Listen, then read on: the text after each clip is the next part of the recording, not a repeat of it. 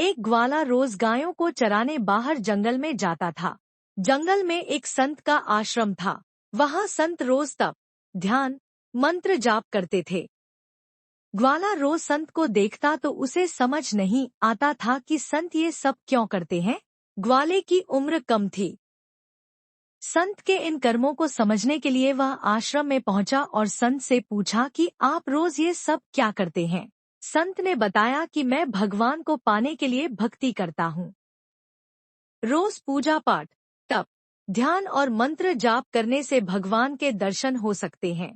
संत की बात सुनकर ग्वाले ने सोचा कि मुझे भी भगवान के दर्शन करना चाहिए। ये सोचकर ग्वाला आश्रम से निकलकर एक सुनसान जगह पर पेड़ के नीचे एक पैर पर खड़े होकर तप करने लगा। कुछ देर बाद उसने सांस लेना भी बंद कर दिया।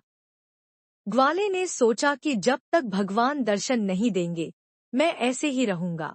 छोटे से भक्त की इतनी कठिन तपस्या से भगवान बहुत जल्दी प्रसन्न हो गए। वे ग्वाले के सामने प्रकट हुए और बोले कि पुत्र आंखें खोलो, मैं तुम्हारे सामने आ गया हूँ। ग्वाले ने आंखें खोले बिना ही पूछा कि आप कौन हैं? भगवान बोले कि मैं वही ईश्वर हूँ, जिसके दर्शन के लिए तुम तप कर रहे हो। ये सुनकर ग्वाले ने आंखें खोल ली, लेकिन उसने ईश्वर को कभी देखा नहीं था। वह सोचने लगा कि क्या यही वो भगवान है। सच जानने के लिए उसने भगवान को एक पेड़ के साथ रस्सी से बांध दिया। भगवान भी भक्त के हाथों बंध गए। ग्वाला तुरंत दौड़कर उस संत के आश्रम में पहुंच गया और पूरी बात बता दी।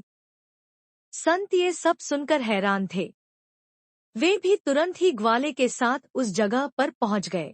संत उस पेड़ के पास पहुंचे तो वहां कोई दिखाई नहीं दिया। भगवान सिर्फ ग्वाले को दिखाई दे रहे थे।